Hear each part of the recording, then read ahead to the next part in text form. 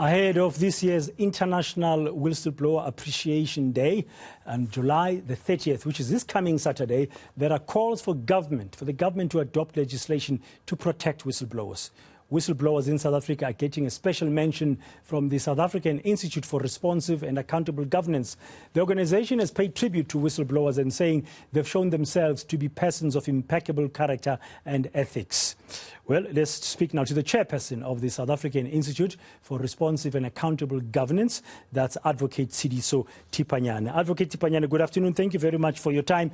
We're just doing our little bit here on ENCA as we build up to this National Day of Appreciation for Whistleblowers, which is a global occasion this coming Saturday. On Monday, I interviewed Athol Williams, and then yesterday I interviewed Themba Maseko. But your organization is issuing a statement showing support and say they indeed whistleblowers need to be protected by government and that legislation must facilitate that. Yes, thank you for the opportunity. Yes, it's very important because, if we're going to fight corruption and abuse of power effectively in our country, we do need to create an environment where whistleblowers can actually come out and whistle on these issues. At the same time, whistleblowers must also be protected and supported for us to be able to fight this cause much more effectively. Hence our call in this regard. Yeah, but now where's the problem here? Because one would have thought after the State Capture Commission, the president praising whistleblowers, that there will be moves, quick moves to ensure that whistleblowers are taken care of properly.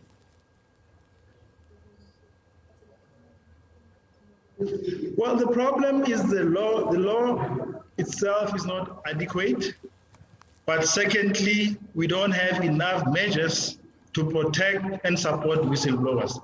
Hence the demand for better law reforms and better support by institutions. So what is your organization going to be doing for the whistleblowers to create more awareness? Is there a specific event you are planning for Saturday? Yes, we have an event on Saturday at Gibbs to pay homage to the role of whistleblowers, but also to make demands on the state to improve the law and to provide better mechanisms to protect the whistleblowers and their support.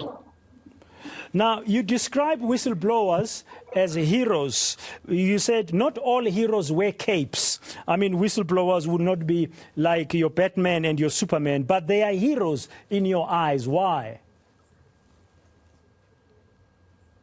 Because through the efforts, heroic efforts of whistleblowers, we managed to have the Zondo Commission. We were able to expose lots of corruption and wrongdoing in our country, which helps us to strengthen our democracy and also human rights. And therefore, they are heroes, even though they're not seen like Superman, Batman, and other heroes in Hollywood movies.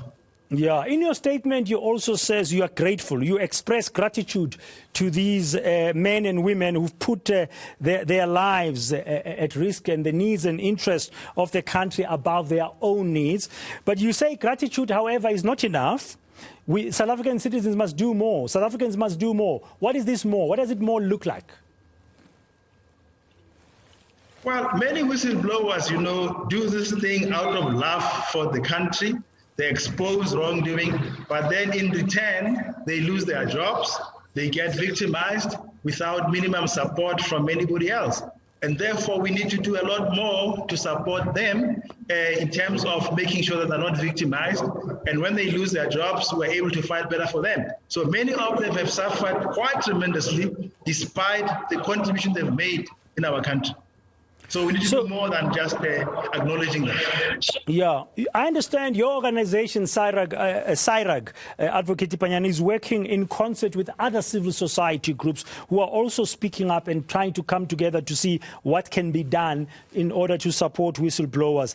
Are there other ideas of how we can ensure, for example, that the current whistleblowers are taken care of and that in future people don't become afraid and don't blow the whistle at all? Well, we need to do more to raise awareness in the public for the importance of whistleblowing and the support. So we're working with a number of organizations, Whistleblower House, Corruption Watch, Active Citizen Movement, and then many other NGOs who are concerned about these issues, so that at least we mobilize and make sure there's actually meaningful change in the protection and support of whistleblowers in our country. Several of them I've interviewed have mentioned issues of safety, like Mr. Themba Masego yesterday, and Athol Williams. We know he's fled the country. He's now in the UK. And there are a number of others. And I can't remember the name of another young lady, whistleblower, who was with Trillion. And they've also said, besides safety, there's psychological pressures, and also there's financial pressures.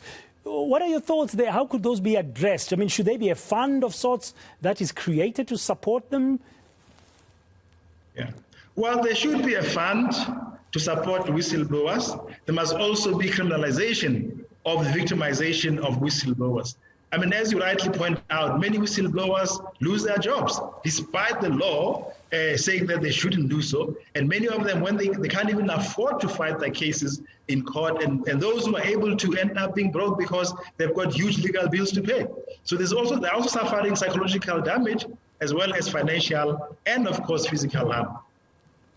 Yeah. So at this stage, where would you be focusing next? Because you're talking about mobilizing government, creating more awareness, and ensuring that the legislation is looked at, and you're calling for the criminalization of those who victimize whistleblowers. What are the key next steps for you and your fellow organizations that are embarking on this campaign? Well, we want 1 August to be declared as South Africa's National Day for Whistleblowers, to recognize whistleblowers. We also want government to change the law. We also want bodies like the Human Rights Commission and other bodies to come out more in support of whistleblowers. We also want companies to support the fund, which will then be used to support whistleblowers. Otherwise, we'll have to go to court, but we hope we don't have to go to court. We'll mobilize and influence our government, which is supposed to care for us, to do the right thing in this case. How are you going to garner more support for your campaign? Are you going to promote a petition of sorts? Yes, we are pushing a petition, but we're also having lots of activities, marches, demonstrations, writing to MPs until there's a change in the law. Our preamble says, government must act on the will of the people. And the people of this country demand better protection and support for whistleblowers. Yeah. Are you borrowing examples from elsewhere in the world? I mean, are there places in the world where whistleblowers are really well protected? Well, the number of countries, US is doing something, UK, but there's also a growing movement for a global support of whistleblowers. But also the UN Convention on Corruption, which we have ratified, says that whistleblowers must be supported by the government. Yeah, and what about our region, Southern Africa? I know that you are very much engaged with some of your colleagues in the neighboring South Africa. We're trying very hard to mobilize the entire Southern region as well, because remember, initiative to one is initiative to all. We need each other. So corruption affects the entire region, and therefore it's useful and important that all whistleblowers in Southern countries are also protected.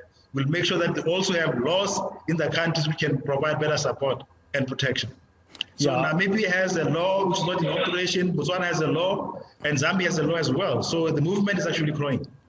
Okay, finally, I know you're attending a conference, and just to conclude very briefly, if there was one thing come Saturday that you would want us as ordinary South Africans to be focusing on in support of whistleblowers, what would that thing be in your mind? What do you think will be the main focus come Saturday? We should all be coming out and calling out for support and protection and for changing the law. We should speak to our MPs and our government, our councillors, to make them appreciate the importance of protecting whistleblowers in the country. Thank you very much, Advocate Siliso Tipanyane, for your time this afternoon. He's, of course, the chairperson of SIRAC, an organization that is campaigning for the protection and the taking care of, in the right way, of whistleblowers. This, of course, as we build up here on today on ENC to Saturday, it's the 30th of July, which is International Whistleblowers Appreciation Day, and in the country is also being marked in the way that he has explained just now. On Monday, I spoke to Athol Williams, who blew the whistle on Bain Capital in terms of state capture. Yesterday, I spoke to Themba Maseko, the former head of GCIS, who blew the whistle on the Guptas and what they were trying to do at the GCIS, and he was removed after he refused to cooperate with them. And then I was just getting a sense now from Advocate Siriso Tipanyana. Tomorrow, we're hoping to speak to yet another whistleblower here on Today.